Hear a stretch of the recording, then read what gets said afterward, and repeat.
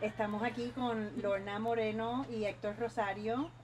Lorna es mi prima y Héctor es su esposo y estamos aquí para hablar con ellos sobre su experiencia eh, durante y después del huracán María, ¿no? Eh, cómo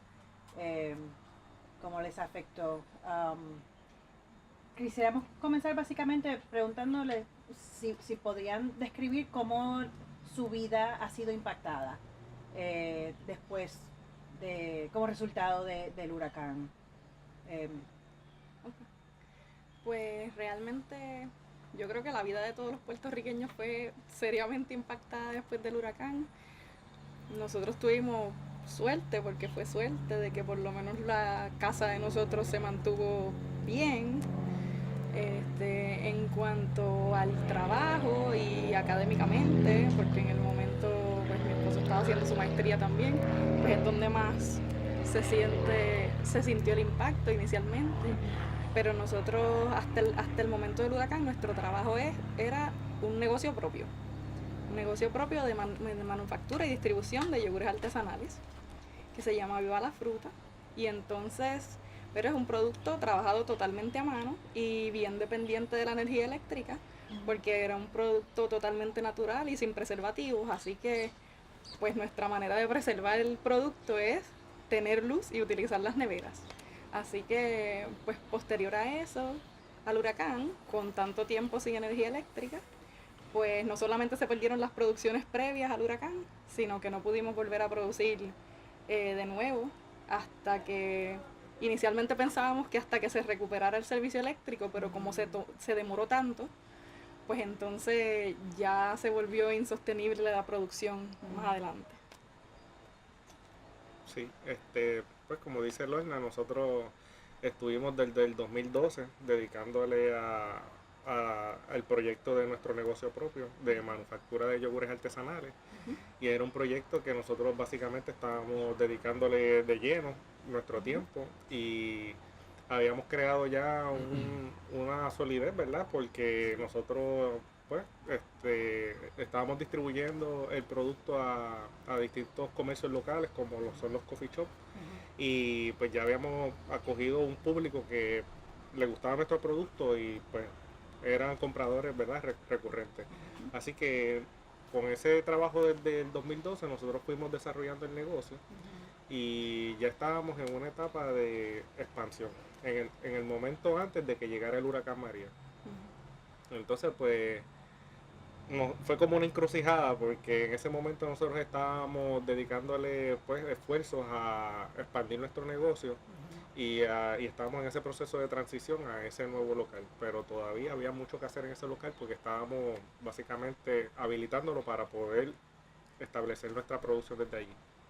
Y al llegar el huracán, pues obviamente este fue bastante desastroso en el sentido de que pues no hubo energía eléctrica, era bien difícil poder conseguir servicios para que nos pudieran terminar los trabajos que nosotros necesitábamos poder completar para poder establecer nuestro negocio. Las frutas, Sí, o las sea, las frutas. fincas Sí, se las destrozaron. fincas. Sí. Iba a preguntar eso precisamente, porque Claro. alguna de las fuentes Claro. principales del negocio fue, O sea, precisamente fue la agricultura. Claro, y Sí. en ese momento, o sea, no era tan simple conseguir ni frutas ni necesariamente leche durante todo el tiempo, o sea, porque es que no había luz, o sea, sí. y nosotros suplimos otros negocios, habían negocios que no estaban abiertos y que unos abrieron más rápido que otros, pero o sea, habían habido algunos que recientemente abrieron, luego de 9 meses, nosotros todavía estamos batallando a ver cómo lo logramos, y es decir que, o sea, el impacto, especialmente a los pequeños comercios, fue serio. Fue Fue serio. serio. Y la energía eléctrica tomó demasiado tiempo en que volviera al área. Así que nosotros, como dijo Lorna, o sea, nuestro corazón del negocio es la refrigeración para poder tener un producto de calidad, para mantener la calidad. Y eso fue lo que básicamente pues nos limitó, básicamente nos imposibilitó nosotros poder reabrir nuestro negocio. Hasta hoy en día que todavía no hemos podido recuperarlo por todo el impacto que sufrimos durante el tiempo del huracán. O sea Y otra cosa es que, disculpe, Sí. que la gente también a veces piensa que quizás no teníamos seguro, pero nosotros teníamos nuestro seguro, y yo creo que a cualquier empresario que le pregunten por ahí, y quizás a los dueños de hogares, o sea, la gente tiene sus seguros, Sí. pero a veces sus pólizas no contemplaban a este nivel de desastre. Exacto. Y entonces me acuerdo en el momento en que nosotros llamamos, nos dijeron, no, o sea, la póliza de nosotros no necesariamente cubría toda nuestra necesidad, y que eso le había pasado también a otros comerciantes porque no estaban preparados para algo de esta magnitud. Claro. Así que yo creo que todos aprendimos sobre seguros en este tiempo. No creo que es particularmente justo, porque si tú estuviste por años Sí. contemplando que habías asegurado tu negocio porque ese es tu modo de vida, Ujú. pues de pronto que te dijeran no cubre por distintas razones, o sea, O distintas sea que razones. no, el seguro no les cubrió nada. No, No. no ocurrió. Y esa ha En sido, nuestro caso nos dijeron que tenía que haberse roto el local. O sea, de que hubiese tenido que tener un impacto directo. Entonces nosotros perdimos cosas más. inventario, Sí, sí, sí, inventario, exacto. o sea, obviamente tiempo sin poder reabrir el local, que eran tiempos de Claro. pérdida. Bueno, y uno pierde clientes también que tienen Claro. otras cosas que hacer, ya no están pensando en comprar El el yogur. sí, porque Sí. obviamente, o sea, Bueno, no había el yogur no iba a ser un producto de primera necesidad en un En ese tiempo donde momento. no hay Exacto. luz. Exacto. Así que, Exacto. Sí. o sea, también era complicado pues distribuir el producto en ese momento. Ujú. Esa combinación de factores pues obviamente nos afectó directamente a un negocio de 6 años que estábamos dedicándole de lleno ahí. Ok, Y iban- realmente era pequeño, pero Sí. estábamos en proceso de crecer, Sí. porque nosotros pues fuimos por pasos, ¿no? Y nuestra Ujú. primera cocina era pues como un cuarto Ujú. de una casa, Ujú. comercial preparada, Sí. pero pues pequeña. Sí. Entonces pues llegó el punto en que no hacía justicia y no era suficiente para nosotros poder cumplir la demanda, así que estábamos pues listos para dar el próximo paso. Sí. Lo que pasa es que no contemplábamos este evento de Sí. gran magnitud. De gran manera. Pues El impacto El de la im- agricultura. el impacto en la agricultura, particularmente en el café, ¿verdad? Ujú. Que en Puerto Rico, pues el café es una industria que se está fortaleciendo y que está cogiendo Sí. mucho auge ahora, no solo a nivel local, sino a nivel también internacional, que la gente reconoce el café de Puerto Rico. Sí. Y no falla que tal vez venga un turista a Puerto Rico y vaya a tomar un buen café de Puerto Rico. Claro. Y pues el huracán afectó directamente a las fincas de café y mayormente por la temporada en la que ocurre todo. En el momento en el que llegó el huracán, que fue en septiembre, es una temporada donde está o sea, se acerca o ya comenzó el cosecho del grano de café. Mm. Así que pues particularmente el impacto fue mayor en esa finca, en Puerto Rico, porque estaban esperando ese momento y de momento pasó un huracán devastador que arrasó con todo. O sea, la agricultura no fue la excepción. Ujú. Y volvemos a lo mismo, o sea, estamos tratando tal vez de fortalecer un poco la economía local y el café es un buen producto para empezar. Claro. Ujú.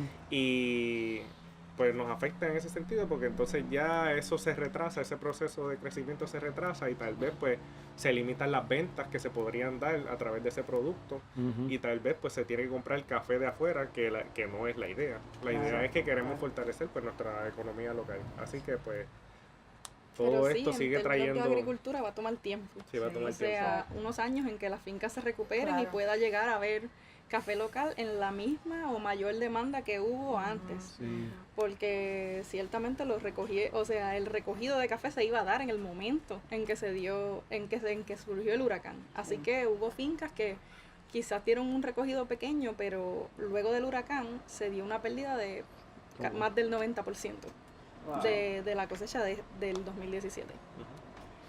Voy a cambiar dirección un poco ahora. Ujú. Les quería preguntar sobre, yo sé que ambos han sido muy activos con la comunidad después del huracán, han hecho trabajo voluntario con diferentes organizaciones.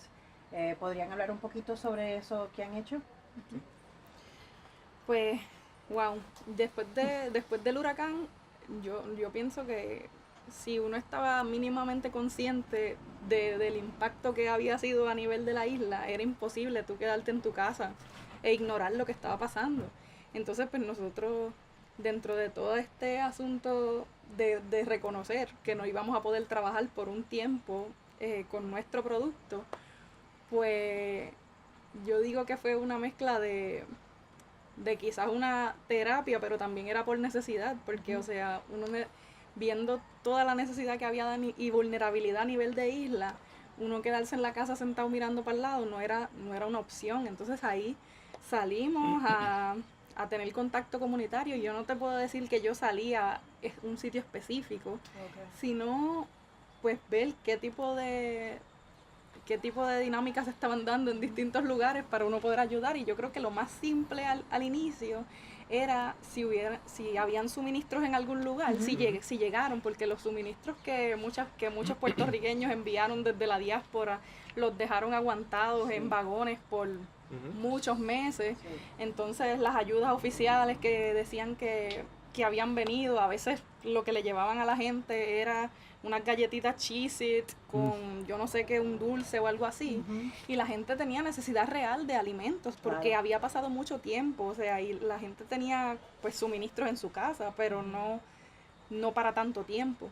Entonces pues distintas organizaciones se empezaron a mover entre mismas personas que aquí tenían quizás un poquito más, gente que logró enviar de otras maneras como paquetes que le enviaron a su familia, y la gente empezó a compartir de lo que tenía.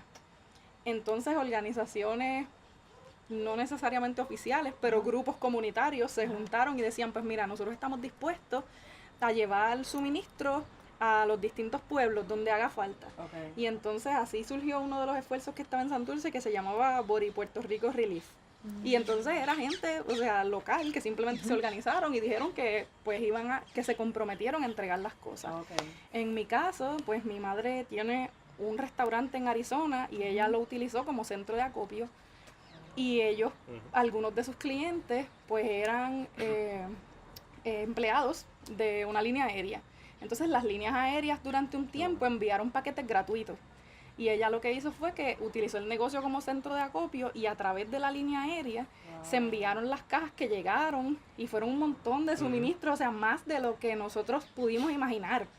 Así que de momento decíamos, pues hay brigadas, porque se formaron las brigadas comunitarias que la gente no conocía, y decían, pues hay una brigada para Utuado, y nos vamos a encontrar en el mall de Montelledra, en el parking. ¿Cómo se comunicaban? Pues al principio, a veces por texto, a veces en persona, porque si yo siempre me pasaba en Santurce, pues quizás preguntaba dónde va a haber brigada, porque al principio no había luz. Por eso y a veces entonces llegaba, ni celular, ni es que inicialmente tenías que salir y te encontrabas con gente porque no era raro. Eso, aquí la gente estaba hablando de que los puertorriqueños no se mueven. Eso es mentira. Así desde el día del huracán, yo vi la gente saliendo con sus propios machetes, con sus propias sierras eléctricas, cortando palos para abrir camino desde al lado de mi casa, porque nosotros tratamos de salir el día del huracán y no se podía caminar por las calles. Todo porque el tendido eléctrico todo estaba estaba en el piso. Así que la gente sí se mueve y no era difícil encontrar un grupo de personas que estuviera haciendo cosas. Entonces, pues fueron como grupos informales inicialmente, y empezamos a distribuir suministros que llegaron de distintas formas, y así fuimos a Orocovis, a Calley, a distintos pueblos, y simplemente nos encontrábamos en algún punto céntrico y de ahí salíamos a repartir. Lo interesante de eso es que cuando tú llegas a la comunidad te das cuenta que pues se necesitan alimentos, pero hay necesidades más apremiantes, porque por eso te digo que es mucha suerte que nuestra casa se quedó en pie, porque no es fácil tú llegar y ver tu gente como sin casa, o sea, en el piso, que literalmente tú llegabas y tú ves el cielo, y entonces de momento la única casa que quedó en pie en una comunidad es la casa de todo el mundo, porque necesitan tener un techo por un tiempo. Y a veces eran familia, pero a veces no necesariamente. Y la gente tuvo mucha solidaridad. Y hacían sus cocinas comunitarias, a veces en pequeña escala. Y entonces pues te empezabas a dar cuenta de todo lo que hacía falta, y que llevarle una caja de agua no da para nada, y que le preparaste una compra que tampoco da para nada. Y entonces pues así es que entonces se empezaron a dar relaciones más serias y más formales. A mí me pasó que vino una compañera que estudió conmigo en la universidad y ahora está haciendo un PhD en Berkeley, y ellos hicieron su grupo de estudiantes puertorriqueños allí que se llamaba Boricuas en Berkeley. Entonces pues ellos también recolectaron suministros y vinieron a repartirlo. Entonces pues identificaron una comunidad en Canóvana, que era en Villahugo y Vallejil, en el área de San Isidro, Y entonces pues nosotros queríamos ir a todas las brigadas que pudiéramos, porque es que eran lo que tú podías invertir tu energía y sentirte útil. Sí. Es que era lo que se sentía útil. Y nosotros fuimos y ahí conocimos a las personas, nos dimos cuenta que cada una de las de la comunidad tenía sus líderes comunitarios, a veces más oficiales que otros, pero la gente se conoce y la gente trabaja por su comunidad y le importa que todo el mundo tenga y tratan de organizarse porque la gente aquí es súper capaz. Sí. Y montaban su carpa y tenían la lista de lo que hacía falta y vamos a salir a montar los techos como se puede, porque si había que remendar las planchas, hay que remendar las planchas.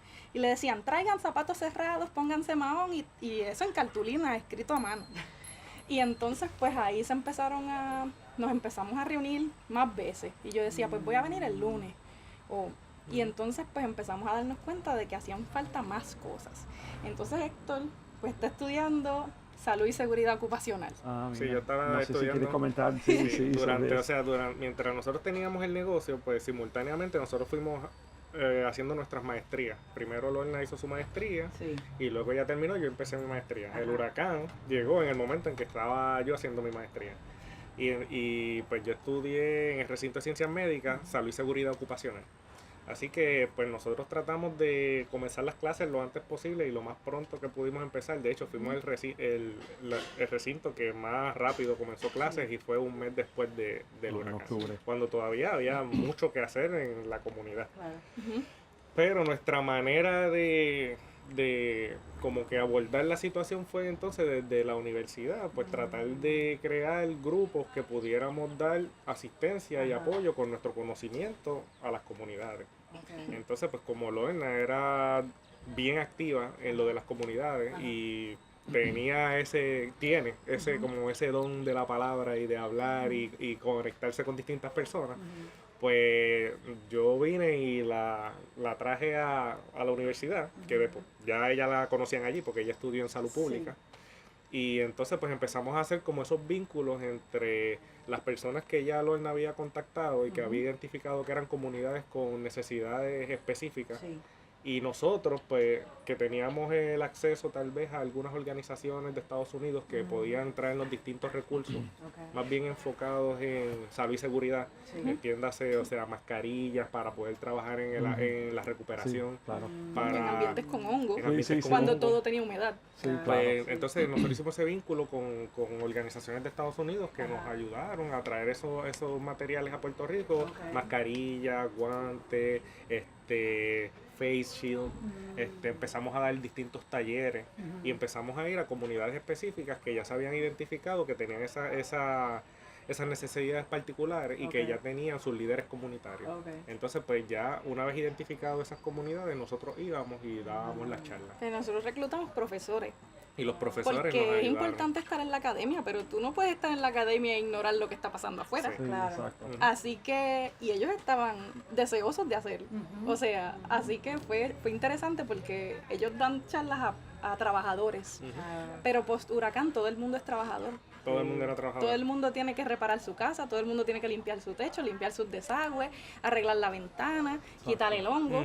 Entonces fue interesantísimo porque entonces los profesores empezaron a ir a las comunidades a hablar sobre cómo protegerse en las labores de recuperación. Y entonces pues llevaban guantes y a veces pues hay 3 tipos de guantes y entonces él le explicaba para qué es cada tipo de guante. Si tú vas a bregar con una sierra eléctrica, cuál es el que tienes que usar. Si tú vas a bregar con hongo, cuál es el que tienes que usar. Y ese tipo de cosas, o sea... Y pudimos combinar también los materiales que nosotros traíamos con los materiales que vinieron de restaurante de la mamá de Lorna, que eran entonces alimentos. Y ahí podíamos hacer una entrega completa de equipo de seguridad con una compra por familia. Y, o sea, y todo esto fue organizándonos entre nosotros mismos. Porque, o sea, como dijo Lorna y como ya se mencionó anteriormente, o sea, aquí en Puerto Rico hay mucha gente muy preparada y muy capaz para hacer diversas cosas, lo que sea. O sea, siempre va a haber alguien que sabe soldar, algún buen carpintero, alguien que es bueno organizando. Entonces nosotros mismos, sin tener los recursos, empezamos a organizarnos. Y llegamos a hacer intervenciones bien efectivas. Las comunidades lo hicieron. Y era básicamente proveerles los materiales, porque siempre hay alguien en la comunidad que conoce quién hace qué. Y Sí. podíamos ser bien efectivos en esas intervenciones. Y pues yo creo que tenemos que apuntar más a Sí. prepararnos de esa manera Exacto. para poder ser más resistentes, tú sabes, en una situación similar, porque Exacto. esto fue tal vez un evento extraordinario, Ujú. pero cada vez es más evidente que van a seguir ocurriendo con más frecuencia. Claro. Sí. So, no podemos pensar que es algo que no va a volver a ocurrir, sino que hay que Absolutamente. prepararse para Claro, porque va a ocurrir. para que cuando vuelva a ocurrir. La última pregunta es, ¿qué mensaje quieren enviarle, ¿no? En términos de qué necesita oír el mundo sobre lo que ha pasado en Puerto Rico? Como en 2 frases. ¿Qué dirían? Pues que aquí la gente está dispuesta a trabajar y reconstruir. Tienen el deseo de trabajar y reconstruir, lo que pasa es que faltan recursos y si se ponen a escuchar a personas que están sentados en aire, pues no van a saber lo que está pasando. Pero si van a donde la gente que sí vio y que sintieron en carne propia la devastación, pues se van a dar cuenta que aquí lo que hace falta son recursos para completar lo que ya empezamos, porque desde el día 1 hemos estado trabajando. Pues más bien lo que yo entiendo que se puede enfocar en Puerto Rico es que pues, obviamente todavía hay mucho que hacer, mucha devastación todavía, y podríamos ser más efectivos si le damos la oportunidad a las mismas personas locales, que hay mucha gente talentosa que puede lograr hacer intervenciones más efectivas en esos puntos de necesidad. Más bien mi mensaje es eso. Hay mucho que hacer, pero también hay mucha gente capaz aquí para poder hacer el trabajo. Que pues darle la oportunidad a que las personas locales logren las mejoras. Bueno, muchas Muchas gracias. gracias a los dos. Te iba a Gracias, decir gracias. algo de las clínicas comunitarias, no sé si quieres tener eso también. Que, ¿sí? bueno, lo que quería decir era que hay muchas organizaciones de base comunitaria y entonces pues también nos dimos cuenta de las necesidades de salud que habían en las comunidades y que son cosas que tú no te enteras hasta que ya pues la gente tiene más confianza contigo y cuando uno sigue trabajando en la comunidad y tú ves que hay necesidades que son más profundas, que tú no las ves simplemente llegando y pasando por allí dejando una caja de agua, Sí. pues entonces se volvió un poco más serio porque entonces nos recurrimos a pensar en qué lugares nosotros sabemos que pueden ayudar. Y por ejemplo, pues nosotros sabíamos que hubo necesidad de salud para las mujeres Sí. en una comunidad de Canóvanas que es bien cercana a, por ejemplo, a Taller Salud y todavía está en su área de trabajo. Porque claro, las organizaciones aquí también están pasando por Sí. mucha dificultad para poder hacer todo lo que tienen que hacer. Claro. Pero entonces pudimos ponerlas en contacto, ellas han seguido en contacto con la comunidad Ok. y se dieron dinámicas solidarias bien bonitas entre ciudadanos, organizaciones no gubernamentales, profesionales de distintos tipos y yo creo que nos enseñó que nosotros tenemos que ayudarnos y que podemos ayudarnos y que somos la misma gente. Así que eso está brutal, o sea, ver los profesionales desbordando sus conocimientos en todas sus áreas, dándolos porque saben que son útiles para la gente y la gente aportando ellos mismos, porque si ellos tenían una cisterna y estaban regalando filtros, pues ellos regalaron su cisterna a la comunidad para que la cisterna tuviera 10 filtros y en vez de formarse una fila y que la gente filtrara cada 20 minutos Sí. un galón, Sí. pues fueran 10 galones en 20 minutos. Wow. Así que la solidaridad se vio a flor de piel Wow. y de eso estamos agradecidos. Sí. Muchas Ya, gracias. Muchas gracias. Gracias a los dos. ustedes. Gracias.